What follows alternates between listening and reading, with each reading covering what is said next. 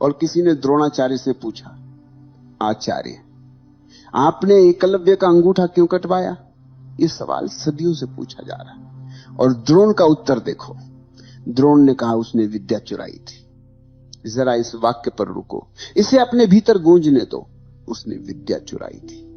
द्रोण ने कहा उसका शूद्र होना, उसका दलित होना, उसका अछूत होना इससे संबंधित नहीं था। ये तो न्याय था, ये तो नियम था।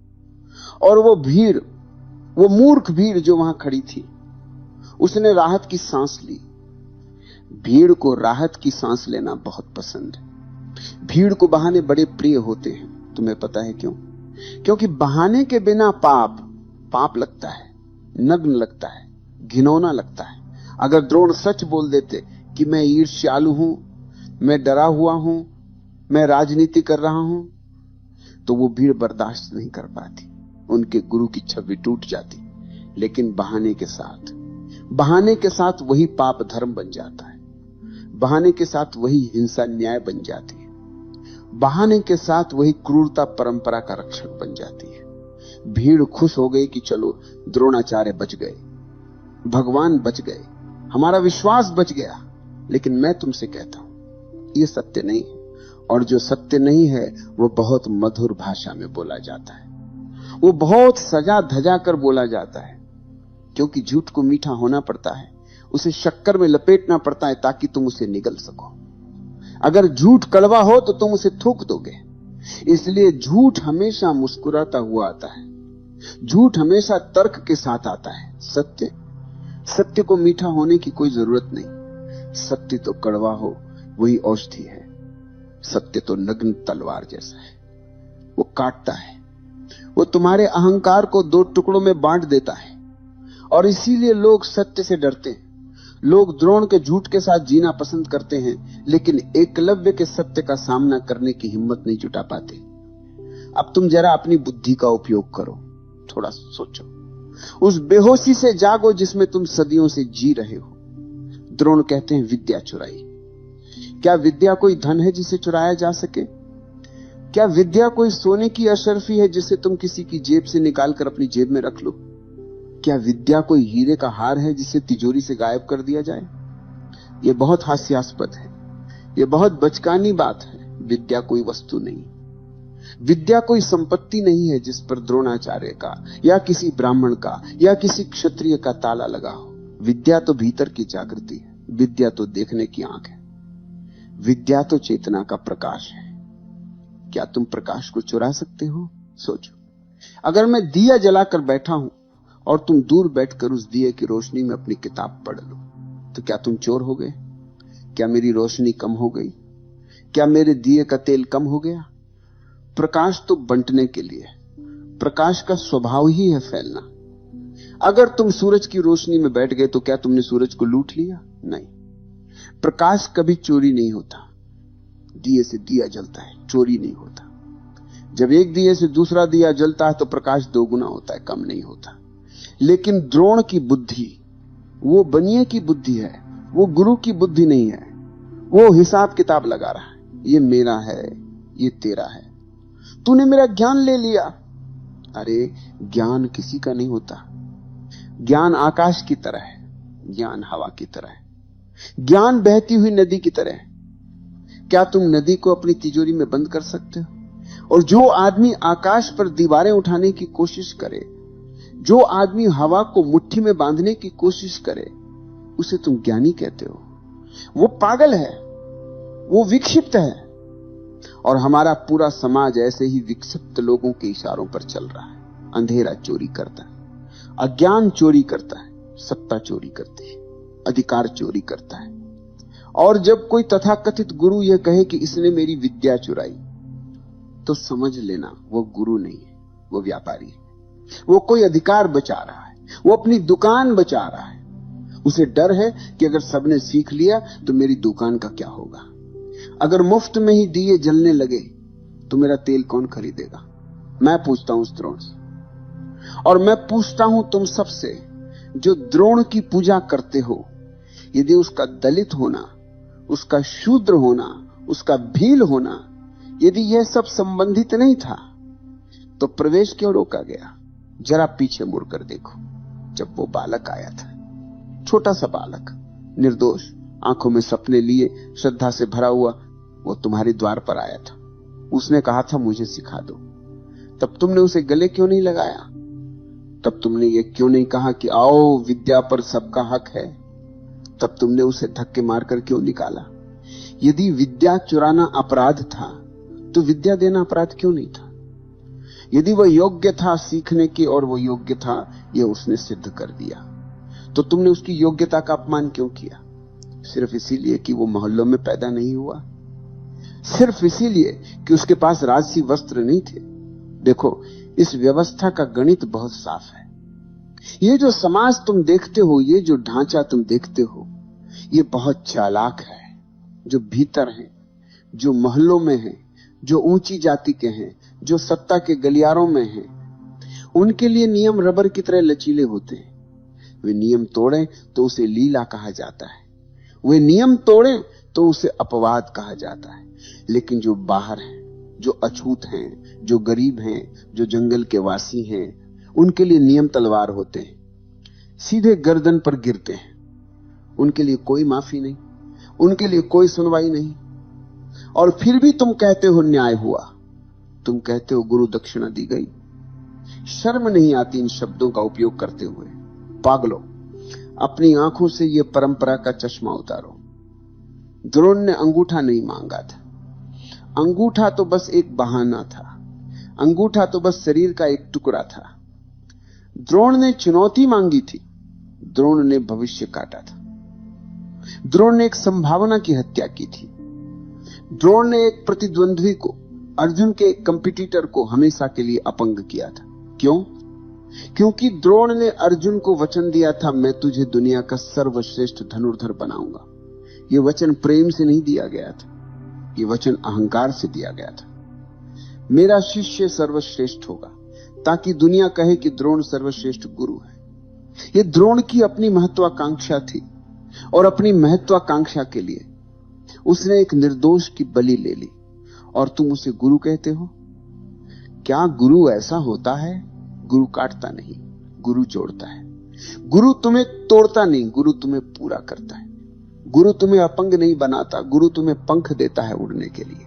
गुरु जलाता नहीं है। गुरु तो तुम्हारे भीतर का बुझा हुआ दीपक जलाता है। लेकिन वहां उस जंगल में उस दिन दीपक नहीं, डर जलाया गया। एक ऐसा डर पैदा किया गया जो सदियों तक लोगों के दिलों में बैठा रहे। वहां धर्म नहीं, शुद्ध राजनीति चली। वहां ज्ञान नहीं, पदवी बचाई गई। वहां सत्य नहीं, सिंहासन सुरक्षित किया गया। और सबसे बड़ा मजाक सुनो, इतिहास का सबसे बड़ा, सबसे क्रूर व्यंग्य, जिसने शिष्य मानने से इनकार कर दिया, जिसने कहा तू अछूत है, दूर हट, तेरी परछाई भी मुझे अपवित्र कर देगी, उसी ने दक्षिणा मांगी। कभी सोचा है इस बारे में? दक्षिणा तो शिष्य देता है। जब तुमने उसे शिष्य माना ही नहीं, जब तुमने उसे ज्ञान दिया ही नहीं, जब तुमने उसे अपने आश्रम में घुसने ही नहीं दिया, तो तुम किस हक से दक्षिणा मांग रहे हो? कौन सा मुंह लेकर तुम उसके सामने खड़े हो गए? ये दक्षिणा नहीं है। शब्दों के जाल में मत फंसना। ये हफ्ता वसूली है, ये लूट है, ये ब्लैकमेल है। ये गुरु शब्द का, गुरुत्व का सबसे बड़ा अपमान है। द्रोण ने गुरु परंपरा के मुंह पर कालिख पोत दी, लेकिन हमारे इतिहासकार, हमारे पंडित, वे इस कालिख को महिमा बनाकर पेश करते हैं। एकलव्य का अपराध चोरी नहीं था, एकलव्य का अपराध यह था कि वो सीख गया। एकलव्य का अपराध यह था कि वो सफल हो गया, बिना किसी स्कूल के, बिना किसी कॉलेज के, बिना किसी डिग्री के, बिना किसी प्रमाण पत्र के। और इस सड़ी गली व्यवस्था को, इस सिस्टम को, इस बात से सबसे ज्यादा नफरत है। इस व्यवस्था को उड़ान से बड़ा डर लगता है। तुम्हें पता है यह समाज, यह व्यवस्था किससे डरती है? ये एक जागते हुए मन से डरती है। ये ऐसे मन से डरती है जो पूछता है। ये ऐसे मन से डरती है जो किसी के सहारे के बिना अपनी रीढ़ पर सीधा खड़ा हो जाता है, जो झुकता नहीं, जो गिड़गिड़ाता नहीं। व्यवस्था चाहती है कि तुम हमेशा निर्भर रहो, ब्राह्मण पर निर्भर रहो, राजा पर निर्भर रहो, नेता पर निर्भर रहो, गुरु पर निर्भर रहो। अगर तुम खुद सीख गए, अगर तुमने अपना दिया खुद जला लिया, तो इन ठेकेदारों की जरूरत क्या रह जाएगी? इन बिचौलियों का धंधा कैसे चलेगा? इसलिए एकलव्य खतरा था, अर्जुन खतरा नहीं था। अर्जुन तो तोता था, जो द्रोण कहते थे वो रट लेता था। एकलव्य खतरा था क्योंकि वो मौलिक था। इसीलिए पहले तुम्हें बाहर रखा जाता है, कहा जाता है तुम इसके योग्य नहीं हो, ये वेद तुम्हारे लिए नहीं है, ये शस्त्र तुम्हारे लिए नहीं है, तुम्हें हीन महसूस कराया जाता है। और फिर अगर तुम अपनी तड़प से, अपनी प्यास से, अपने पुरुषार्थ से सीख लो, अगर तुम जंगल में मिट्टी की मूर्ति बनाकर भी सीख लो, तो तुम्हें चोर घोषित कर दिया जाता है। पहले तुम्हें रोका जाता है, फिर तुम्हें दोषी बनाया जाता है। ये षड्यंत्र बहुत गहरा है। तुम्हें अपराधी महसूस कराया जाता है। हाय मैंने चोरी कर ली। और एकलव्य बेचारा सीधा साधा आदिवासी, वो इस चाल को समझ नहीं पाया। वो आत्मग्लानि से भर गया। उसे लगा शायद मैंने सच में पाप किया है, और इसी ग्लानि का फायदा उठाकर द्रोण ने उसका अंगूठा मांग लिया। यह खेल बहुत पुराना है, पर बहुत चालाक है। आज भी यही हो रहा है। आज भी अगर कोई गरीब का बेटा, कोई दलित, कोई पिछड़ा आगे बढ़ने की कोशिश करता है, तो पहले तो उसे संसाधन नहीं दिए जाते, और अगर वो अपने दम पर कुछ कर ले तो उसे किसी न किसी नियम, किसी न किसी कानून के जाल में फंसाकर पीछे धकेल दिया जाता है। चेहरे बदल गए, लेकिन द्रोणाचार्य आज भी जिंदा है। अब मैं तुमसे एक ही बात कहता हूं, ये कथा अंगूठे की नहीं है। अंगूठा तो बस एक मांस का टुकड़ा है। ये कथा उस चेतना की है जिसे काटने की कोशिश की गई। यह कथा उस विद्रोह की है जिसे कुचलने की कोशिश की गई। और मजा यह है, चेतना कट भी जाए, अंगूठा कट भी जाए, उसका प्रश्न बच जाता है, प्रश्न मरता नहीं है। सत्य को तुम गाड़ सकते हो, जला सकते हो, लेकिन सत्य बीज की तरह होता है, वो फिर उग आता है। आज हजारों साल बाद भी वो प्रश्न खड़ा है कि यह न्याय था या यह सिर्फ सत्ता का, अहंकार का एक घिनौना षड्यंत्र था। और अगर तुमने ईमानदारी से देख लिया, अगर तुमने अपनी आंखों से परंपरा की, धर्म की, अंधविश्वास की पट्टी उतार कर देख लिया, तो तुम समझ जाओगे चोरी एकलव्य ने नहीं की थी। चोरी उस व्यवस्था ने की थी जिसने मनुष्य को मनुष्य मानने से इनकार कर दिया। चोरी उस समाज ने की थी जिसने प्रतिभा के ऊपर जाति को रख दिया। अब जरा जड़ को देखो, मूल को पकड़ो। बीमारी कहां है? घटना बाहर घटती है, लेकिन व्यवस्था भीतर बैठ जाती है। एकलव्य का प्रसंग तुम्हें एक बात सिखाता है, सत्ता कभी सीधे नहीं मारती। सत्ता बहुत होशियार है। अगर वो सीधे मारेगी तो तुम विद्रोह कर दोगे। इसलिए सत्ता पहले भाषा बनती है, सत्ता पहले नैतिकता का मुखौटा पहनती है। वो कहती है ये धर्म है, ये बड़ों का आदर है, ये गुरु भक्ति है। सत्ता पहले नियम बनकर आती है, और फिर वही नियम कोड़ा बन जाता है। द्रोण का वो वाक्य याद रखो, उसने विद्या चुराई। ये मनोविज्ञान है, ये अपने अपराधबोध को दूसरे पर थोपने की कला है, ये प्रोजेक्शन है। अपराधी द्रोण था, पक्षपाती द्रोण था, लेकिन उसने बड़ी चतुराई से एकलव्य को अपराधी बना दिया। ये पीड़ित को ही मुजरिम बना देने की पुरानी चाल है। तुम समझते हो विद्या गुरु की निजी संपत्ति है, तुम समझते हो कि ज्ञान पर कॉपीराइट होता है। यह तुम्हारी पहली भूल है। विद्या आकाश की तरह है, खुला आकाश। कोई आकाश पर कब्जा नहीं कर सकता। कोई ये नहीं कह सकता कि मेरे घर के ऊपर जो आकाश है वो मेरा है, तुम वहां सांस नहीं ले सकते। और जो आकाश पर कब्जा करे वो पागल है, वो मूढ़ है। लेकिन समाज की बीमारी यही है, वह आकाश पर भी दीवारें बनाता है, वो श्वास पर भी नियम लिखता है, वो प्रेम पर भी कर लगाता है, वो ध्यान पर भी पहरा बिठाता है। वो कहता है अगर परमात्मा को पाना है तो पहले पुजारी को दक्षिणा दो, पहले हमारी दुकान से टिकट लो। सुनो, गौर से सुनो, विद्या चोरी नहीं होती। विद्या प्यास से जन्मती है, विद्या आग से जन्मती है। विद्या उस जिज्ञासा से जन्मती है जो तुम्हें रात भर सोने नहीं देती। एकलव्य के भीतर वो जिज्ञासा थी, वो तड़प थी। उसने किसी की जेब नहीं काटी, उसने द्रोण का धनुष नहीं चुराया, उसने द्रोण के बाण नहीं चुराए। उसने सिर्फ देखा दूर से, झाड़ियों के पीछे से। उसने सिर्फ मौन में सीखा, उसने सिर्फ अभ्यास किया, अपने पसीने से, अपने खून से उसने विद्या कमाई थी। लेकिन व्यवस्था कहती यह चोरी है। क्यों?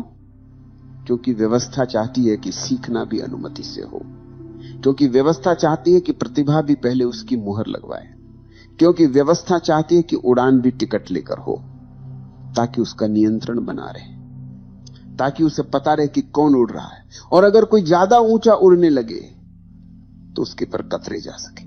और याद रखना, जहां अनुमति की मांग शुरू हो जाती है, जहां तुम्हें साबित करना पड़ता है कि मालिक क्या मैं सांस ले सकता हूं, वहां स्वतंत्रता मरने लगती है, वहां मनुष्य मर जाता है, सिर्फ गुलाम बचते हैं, स्वतंत्रता मरने लगती है। द्रोण ने अनुमति रोकी, उसने द्वार बंद कर दिया, लेकिन फिर भी एकलव्य सीख गया, फिर भी एकलव्य खिल गया। यह व्यवस्था के लिए सबसे बड़ा अपमान है। यह द्रोण के मुंह पर सबसे करारा तमाचा था। सोचो द्रोण की हालत। वो देश का सबसे बड़ा गुरु माना जाता था, शाही गुरु, और जंगल का एक आवारा लड़का, बिना किसी मंत्र के, बिना किसी शास्त्र के, बिना किसी नियम के, उससे भी आगे निकल गया। यह द्रोण की असफलता थी। यह सिद्ध हो गया कि ज्ञान मोहलों का मोहताज नहीं है। यह सिद्ध हो गया कि गुरु अनिवार्य नहीं है अगर प्यास सच्ची हो। और व्यवस्था अपनी असफलता का बदला लेती है, वो बहुत क्रूरता से बदला लेती है। द्रोण को डर लग गया। उसे अर्जुन के हारने का डर नहीं था, उसे अपनी दुकान बंद होने का डर था। अगर दुनिया को पता चल जाए कि जंगल में मिट्टी की मूर्ति के सामने बैठकर भी सीखा जा सकता है, तो फिर द्रोणाचार्य के आश्रम में करोड़ों की फीस कौन देगा? फिर राजाओं के बेटे उसके पैर क्यों दबाएंगे? फिर उसका सिंहासन कैसे बचेगा? इसलिए एकलव्य को दंड दिया गया, ताकि बाकी लोग डर जाएं, ताकि भविष्य में कोई भी शूद्र, कोई भी गरीब, कोई भी वंचित सिर उठाने की हिम्मत ना करे, ताकि कोई भी बिना टिकट यात्रा ना करे। अब तुम समझो द्रोण कौन है। द्रोण केवल एक व्यक्ति नहीं है, द्रोण एक संस्था है, द्रोण एक सड़ी हुई मानसिकता है। द्रोण वो शिक्षक है जो शिक्षा नहीं देता बल्कि तोते तैयार करता है। द्रोण वह गुरु है जो गुरुत्व नहीं जानता। द्रोण वह पुरोहित है जो प्रार्थना नहीं जानता।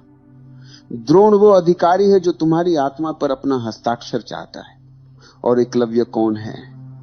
एकलव्य केवल एक भील युवक नहीं, एकलव्य हर वह मनुष्य है जिसे रोका गया।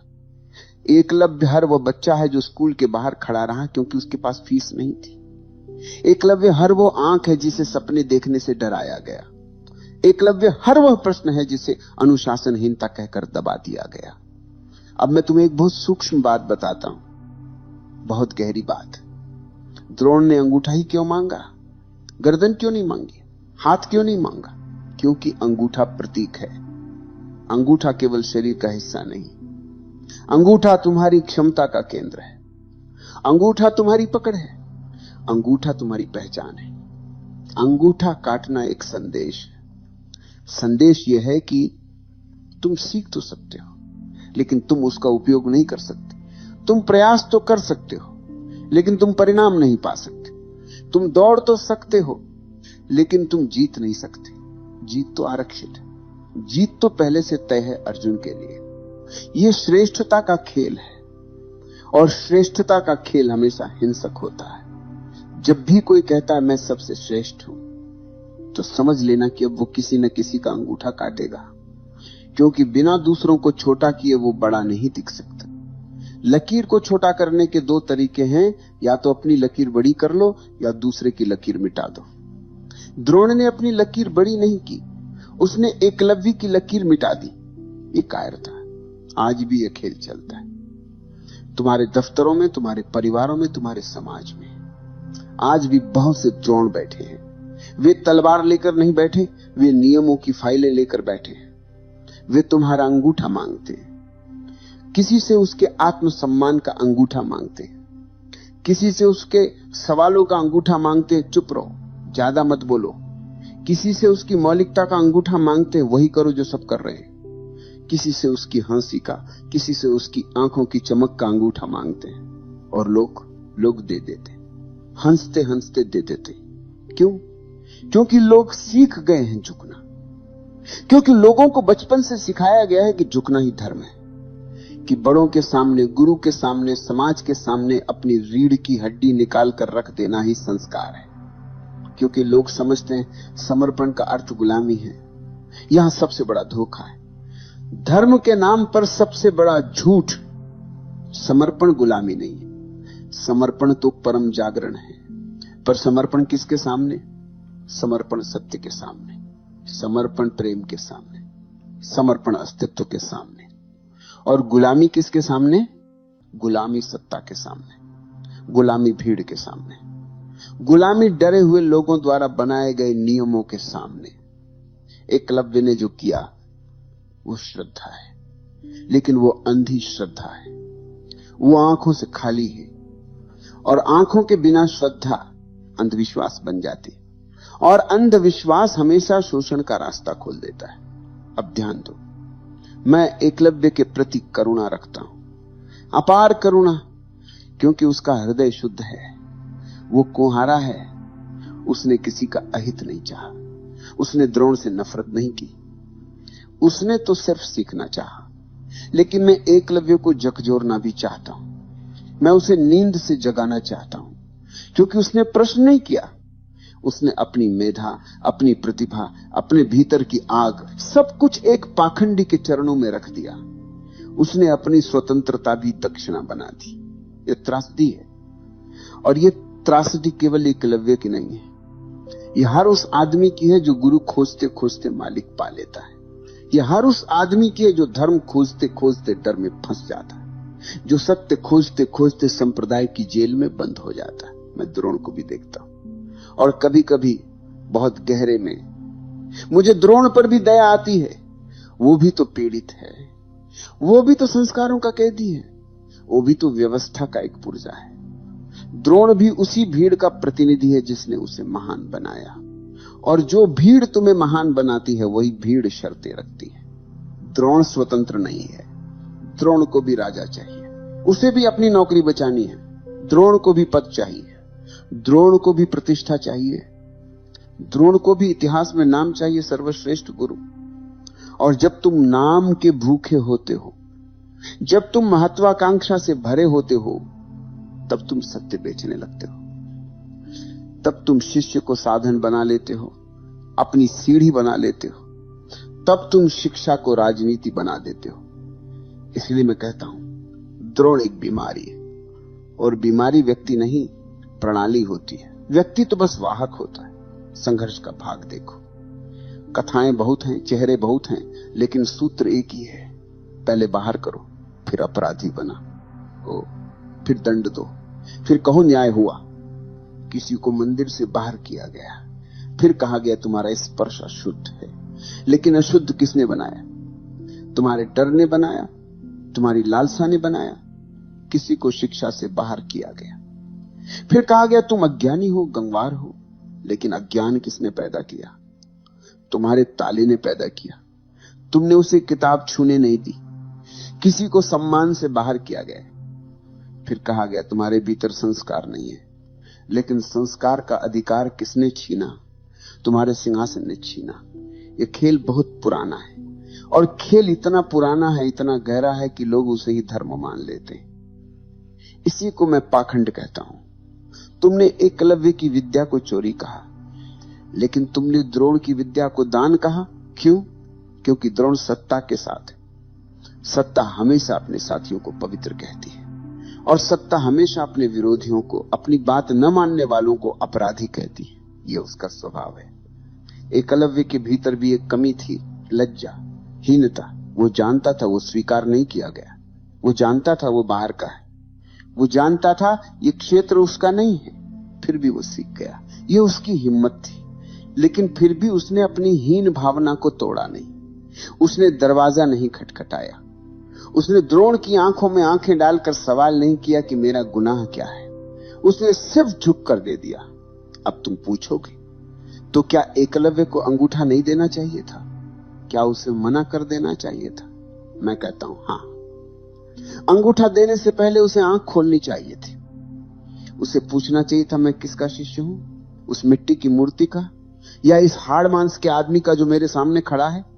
मूर्ति ने तो अंगूठा नहीं मांगा था, तो ये आदमी बीच में दलाली खाने क्यों आ गया? उसे समझना चाहिए था गुरु वही है जो मुक्त करे। जो अंगूठा मांगे वो कसाई हो सकता है, गुरु नहीं। मैं कहता हूं उसे देखना चाहिए था कि यहां मुक्ति नहीं नियंत्रण है। और मैं यह भी कहता हूं एकलव्य ने अंगूठा दिया, अंगूठा कट गया, लेकिन एकलव्य की कथा बच गई। द्रोण जीत कर भी हार गया, एकलव्य हार कर भी जीत गया। यही जीवन का व्यंग्य है। सत्ता जिसको दबाती है उसे ही प्रसिद्ध कर देती है, क्योंकि दबाव का मतलब है वहां कुछ जीवित था, वहां कुछ चमक रहा था, वहां कुछ खतरा था। मुर्दों को कोई नहीं दबाता। चोरी द्रोण ने की। उसने शिक्षा शब्द का अर्थ चुरा लिया, उसने गुरु शब्द की आत्मा चुरा ली, उसने दक्षिणा शब्द को गंदा कर दिया। दक्षिणा कृतज्ञता होती है, दक्षिणा प्रेम का फूल होती है। यहां दक्षिणा प्रतिशोध है, यहां दक्षिणा ईर्ष्या है, यहां दक्षिणा हत्या है। और जब धर्म में हत्या घुस जाती है तब धर्म मर जाता है। भीड़ ने द्रोण की भाषा को स्वीकार किया, क्योंकि भीड़ को प्रश्न नहीं चाहिए, भीड़ को सरल उत्तर चाहिए। भीड़ को कोई विलन चाहिए, कोई चोर चाहिए, ताकि वे अपने हीरो को पूछ सके। भीड़ कहती है एकलव्य चोर है, और फिर भीड़ चैन से सो जाती है, क्योंकि अब उनकी व्यवस्था निर्दोष हो गई। अब तुम मेरी बात पकड़ो, यह कथा अर्जुन के खिलाफ भी नहीं है, यह कथा द्रोण के खिलाफ भी नहीं है। यह कथा उस मानसिकता के खिलाफ है जो तुलना करती है, जो कहती है मेरा बेटा पहला आए, मेरा शिष्य श्रेष्ठ बने, मेरी जाति ऊपर रहे। यह मानसिकता ही हिंसा है, यही अंगूठा काटती है। अब तुम्हें परिवर्तन की तरफ ले चलता हूं, और परिवर्तन बाहर नहीं है, परिवर्तन तुम्हारे भीतर है। पहली बात, अपने भीतर के द्रोण को पहचानो।